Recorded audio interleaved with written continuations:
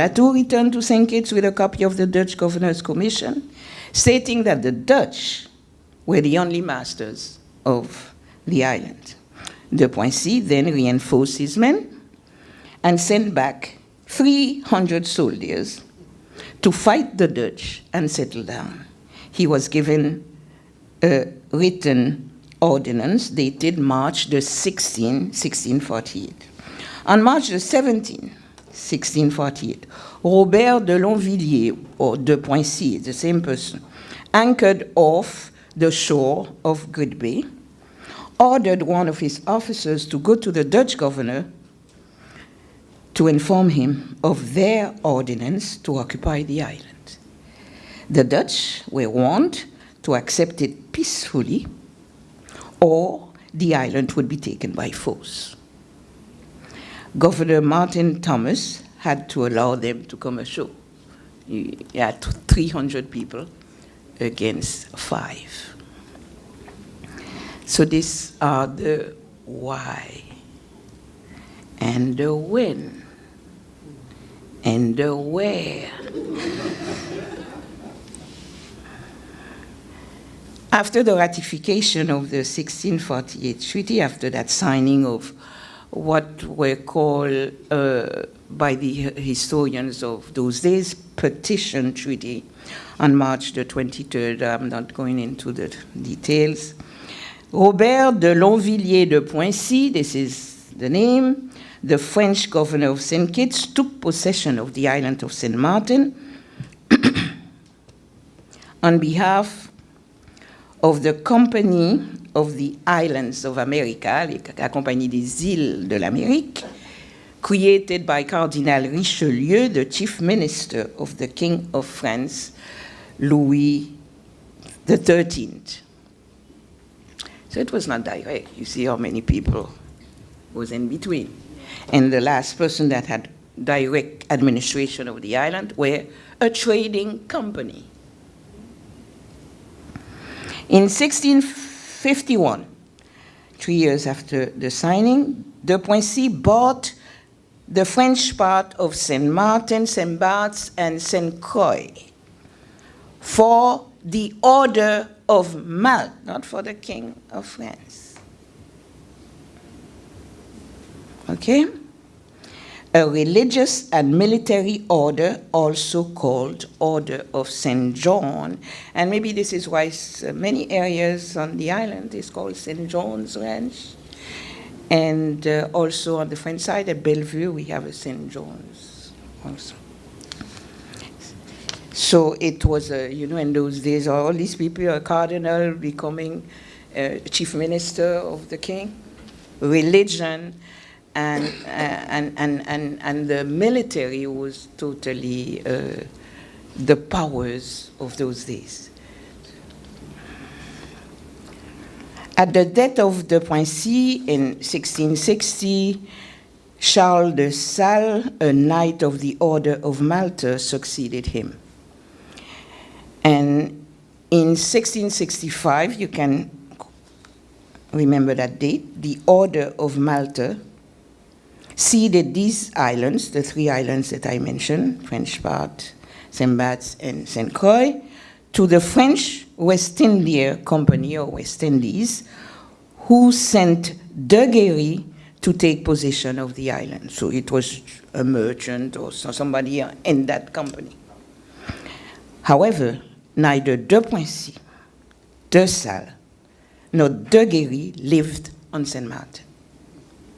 Generally, the company would appoint a commander to administer these islands, and his nationality did not matter.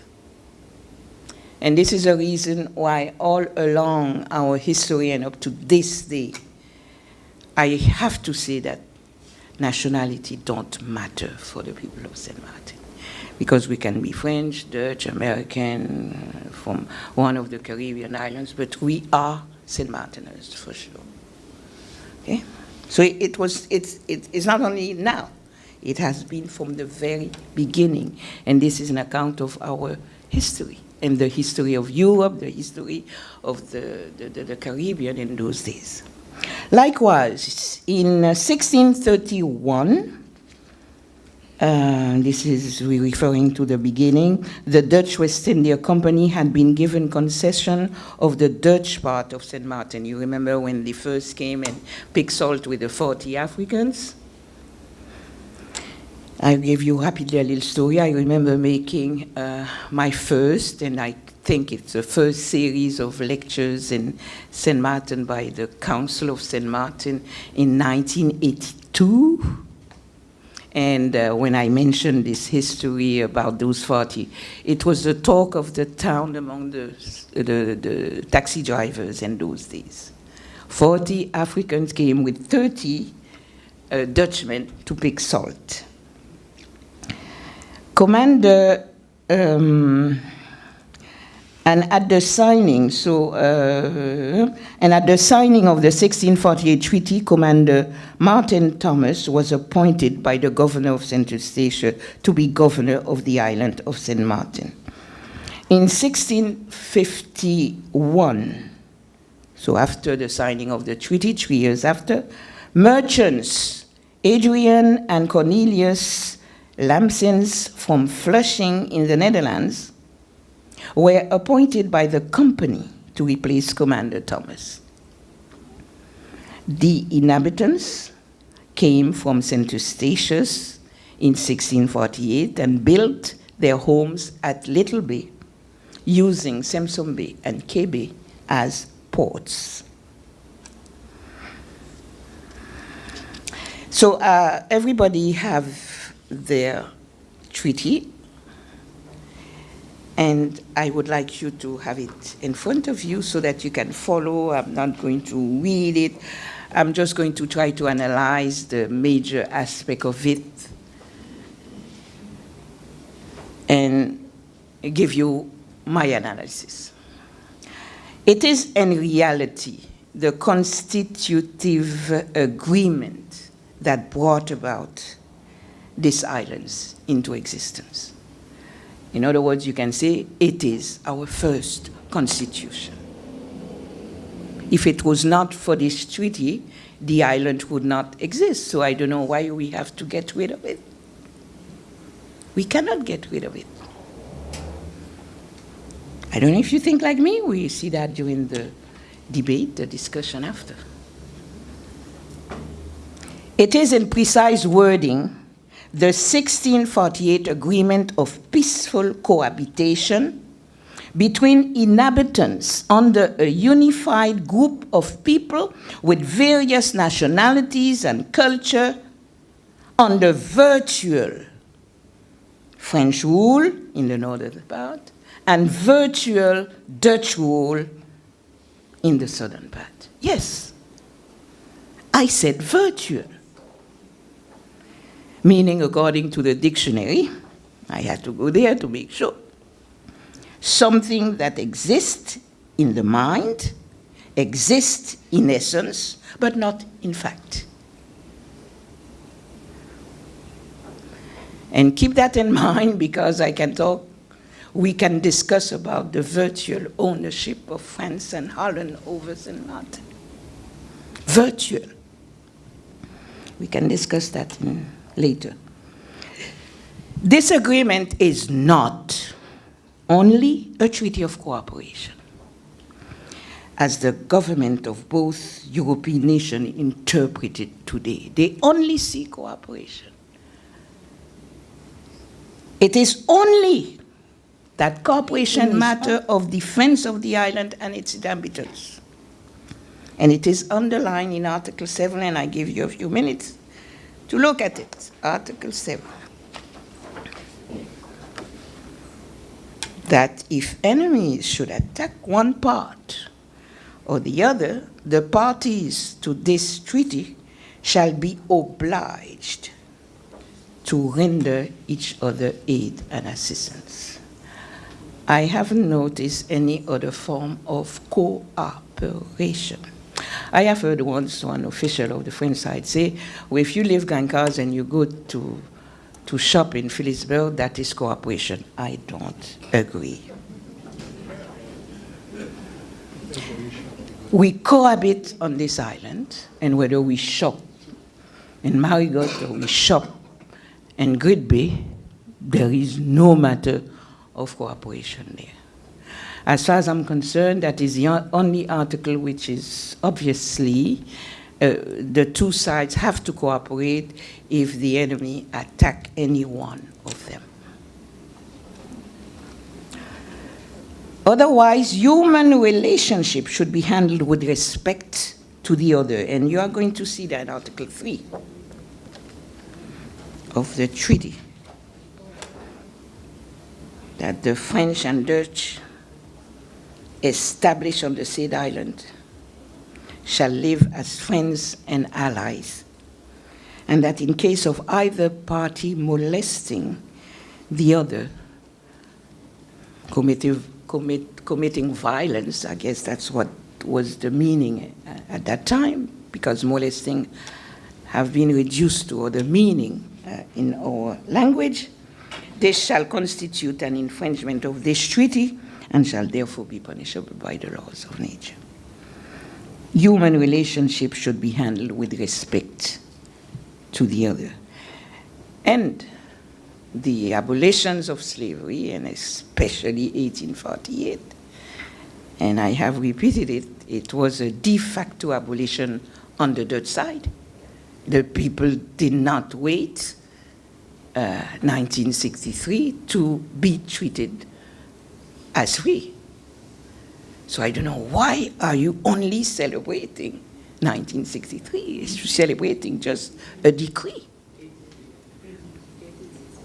1848.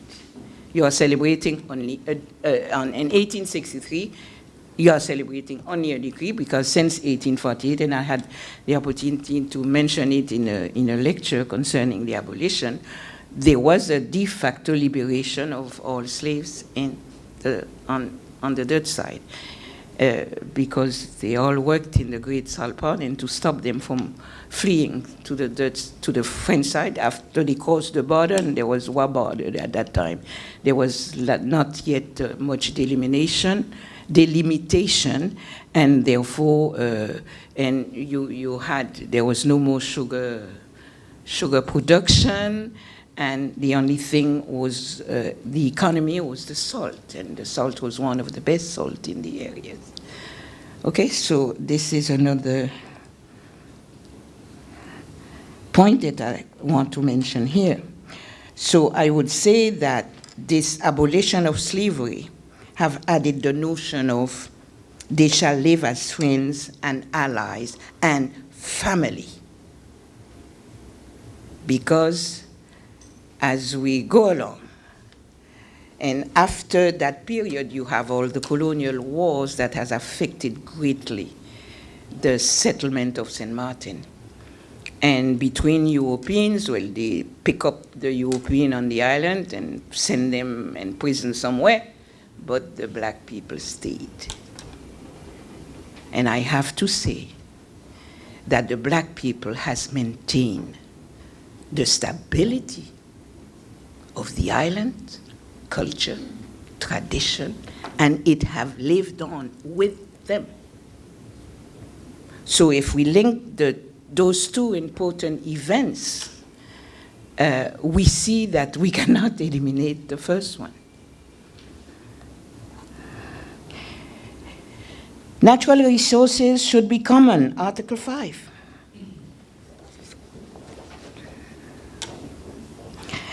That the chase, and I think they mean there the hunting, the fisheries, the salt pans, the rivers, the lakes, the fresh waters, the dyewood, mines and minerals, harbors and roadstead, and other commodities of the said island shall be common and shall serve to provide the wants of the inhabitants.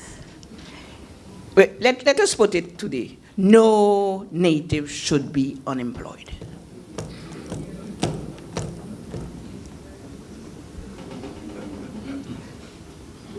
My friend Duncan, do you understand that? Concerning Article 5, according to Article 5, no native St. Martiner should be, okay, unemployed on this island.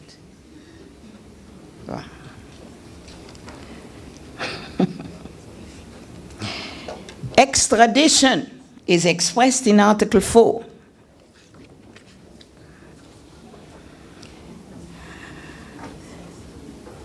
That if a Frenchman or Dutchman being guilty of a criminal act or infringement of this agreement or of disobedience to the commands of his superiors or of whatever other remissness shall withdraw to the territory of the other nation or shall withdraw to the other territory, if he flew to the other side, the contracting party shall be bound to cause such person to be arrested in their territory and to deliver him up to his governor on the latter's first requesting it. And there was a circumstance where it happened, okay? So laws are there to be violated, so you know that some people will violate the law. It will take me too long to go into that. I'll see if I have the opportunity to mention those little anecdotes in our discussion. And that's the last one I will really emphasize upon. The open border allowed the free circulation of persons, and that is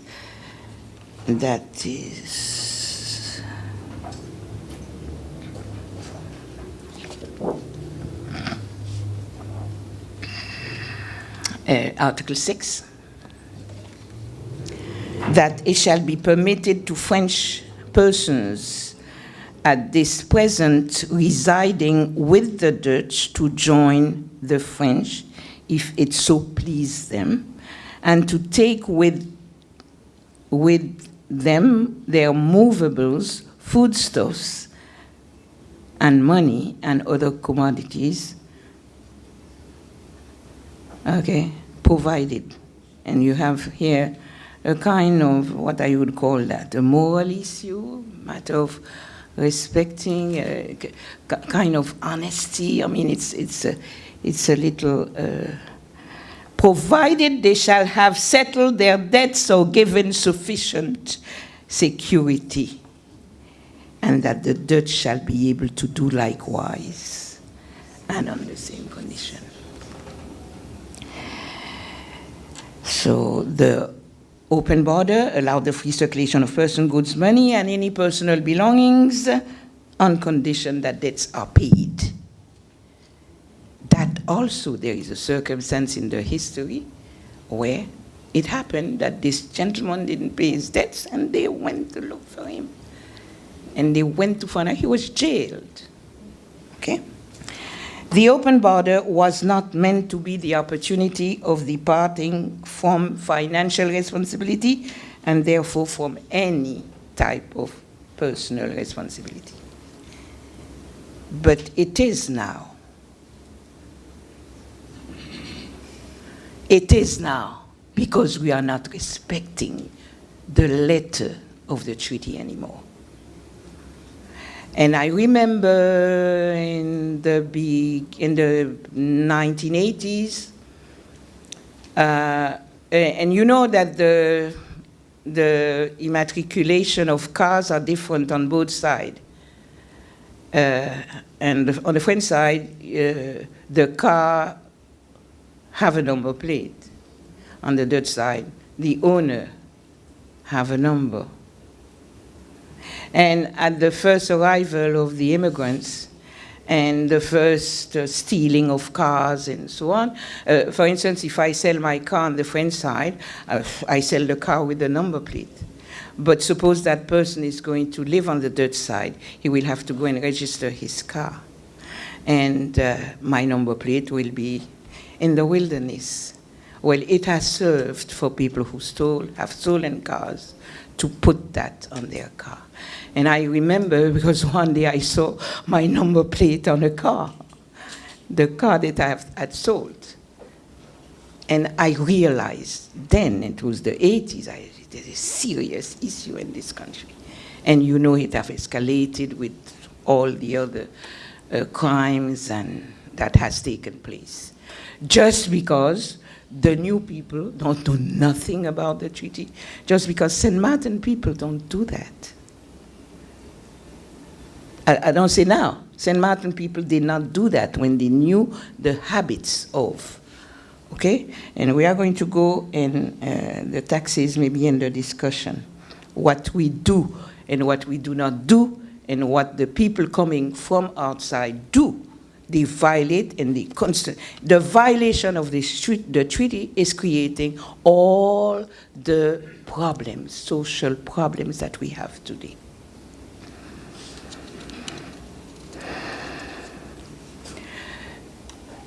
I didn't find just that. I find more than that. The values underlining the articles of the treaty, that is friendliness, mutual assistance, honesty, community-mindedness, solidarity, generosity, the give and take practice. I don't know if you remember that in those days, in the 70s, in the 60s, you go to visit your family in the countryside and you come back with your hands full of provision. Okay? Respect for the laws of the land. I think St. Martin people have been truly respectful of the laws of the land. That doesn't exist anymore at this stage. Okay. So all those values underlying the articles of the treaty have been alive throughout the years until 1980s. And I will, without too much of mistake, say that 1980 has been a turning point in the development of this island, the years 1980. They represent the major features of St. Martin culture forged by the African and European inhabitants. Maybe in the discussion we can elaborate on the fact that I use African and European inhabitants together. The treaty can be summed up in 3 words: unity, friendship, you know the next one? Liberty. St. Martin, therefore, would not be what it was, and for many of us still is today, without the 1648 treaty and without the people's firm willingness to live in peace and harmony. And maybe this is why you are reproached today. You don't go in the street fighting and protesting and manifesting, although the French, you say, are a little more fighting and protesting in the streets. And we are reproached by the Guadeloupeans and the Martinicans that we are too passive. Where does that come from? We had, from the treaty's time, and remember, who were able to continue the tradition? The black people that did not leave the island.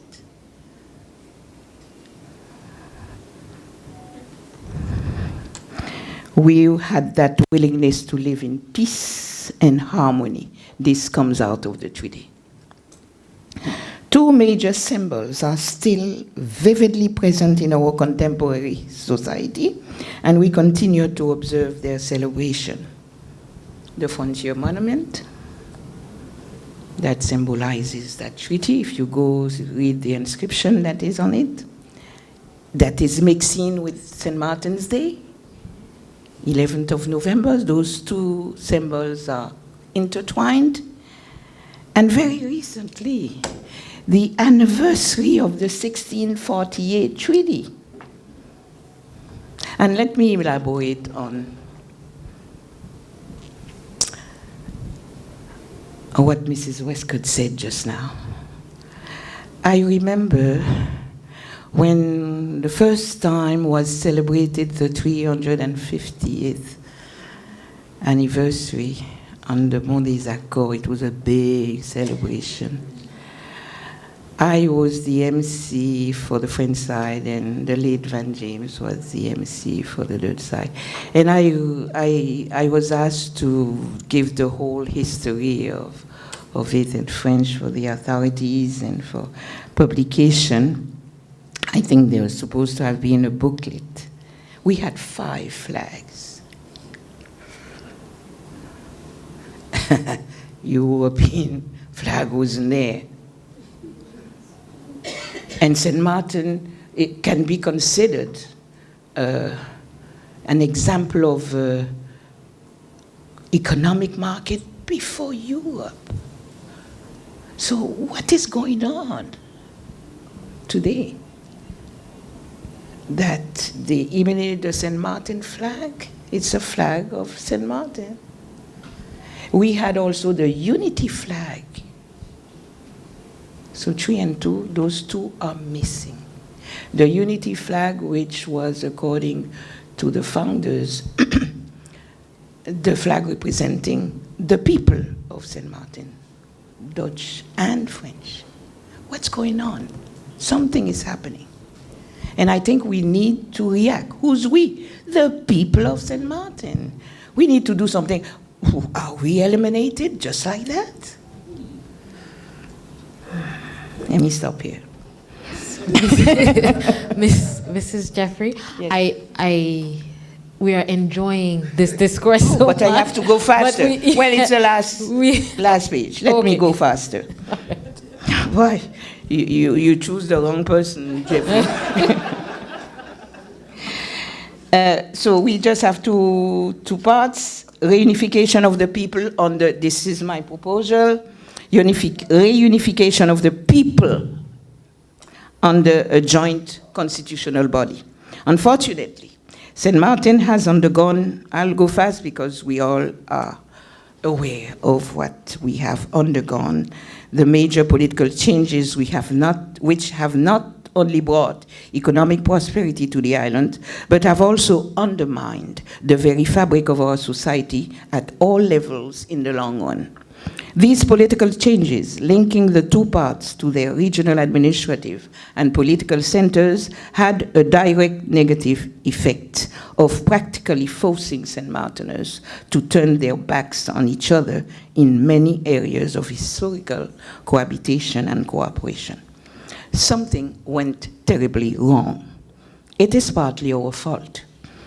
We like to brag, not noticing who is hearing us, and we definitely forgot that we are no longer the masters of our destiny.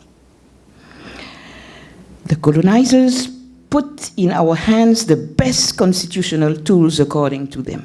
Article 74 and the Organic Law, 10-10-10 and the new Constitution, knowing full well that we will not be able to use them for our benefit. We have become self-destructive, as destruction can only breed destruction. In fact, we did succumb to the economic, psychological, and political pressure of the crippling forces. We did become another oppressed, battle-down, and discarded community. We became the biggest drug dealers, bandits, thieves, murderers, according to them. We became lazy, without ambition, fighting each other, and worthless, according to them. And we all know the rest. The system, let me put it this way, imposed stiltily and hypocritically on the entire island was a total disruption of our traditional way of life. Consequently, we are presently a weak, dissatisfied, and unhappy community, unlike the people of the Friendly Island. It is more than time for the people of this 37 square mile island to rethink the type of governance necessary to save the people and the island against all forms of conspiracy. We need to regain our sense of pride in ourselves, our integrity, and revisit the traditional concepts of our society. it is obvious that we have allowed ourselves to go astray, to blindly and naively follow the colonial dictates. We need to think outside the colonial box, and we can. We did it before when observing our treaty, and we were successful. Unconsciously and unaware of the consequences, we have chosen to accept French and Dutch laws and policies to regulate each side of the island separately, while the masters are planning joint ventures behind our backs in their own interests. It is fair to state that those imposed policies could not be implemented in the joint interests of the people of this land. Truly, an element of governance is missing in our present constitutional statuses. And that is the joint governance of the common situations affecting the daily lives of the people. The present governing bodies have sworn allegiance to the Kingdom of the Netherlands and to the Republic of France, and not to Saint Martin and its people.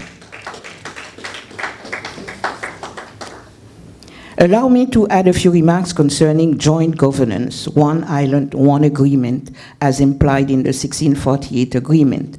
Both governors were governors of the entire island, and the border has remained open until now, because quite clearly life would be impossible on a 30 square mile island with a border.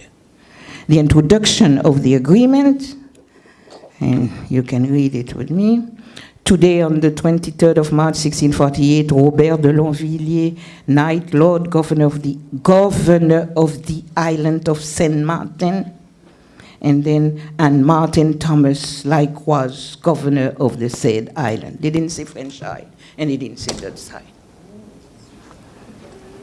At this stage of our constitutional development, we, the people, need to be creative in order to solve the problems of the entire island. That is the reason why we, the people, are unhappy with our governing bodies. We need to elucidate and interpret the traditional concept of our treaty to suit our present-day situations. Today, since 1010, there is a parliament on the island, and the role of all parliaments is essentially to make laws. I do not think we need two parliaments. In fact, France does not decentralize its parliament. Let us take advantage of this possibility, which should not be contested by the kingdom, as it would serve to make and execute laws in the interest of the total island, and also to harmonize any European law to benefit the people of the island. A unique island, we always say that, but I add, calls for unique governance. Although this requires political will and vision, it will also require that the people of Saint Martin stop being beggars. And only then they will be able to make their representatives accountable for their campaign promises. Because they, the people, are the ones who are suffering from this deficit of governance. The Parliament of Saint Martin has to embrace that responsibility and do the right thing, making, coordinating, and harmonizing laws for the benefit of the people.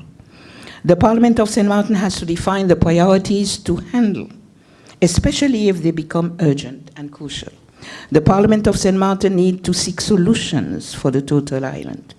Our uniqueness, where governance is concerned, is that governance should not concern only the French part on one hand and the Dutch part on the other hand, but most importantly, the total island and the free movement of its people in its oneness and uniqueness. In so doing, that is, rethinking the governance of the total island, which many of you in administration, in politics, in everyday life are already doing, we shall attain our true destiny. exemplified by the observance of the 1648 agreement, and revolutionized by the Parliament of St. Martin to suit our contemporary needs as a people.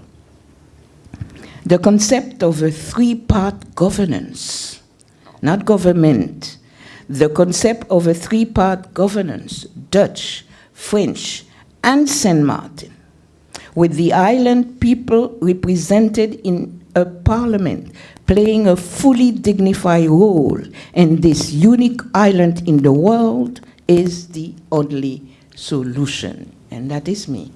That is my opinion. We need the courage and the desire to go forward, enjoying the unity, freedom, and values of our first true constitution, the 1648, and I call it Treaty of Cohabitation. I thank you.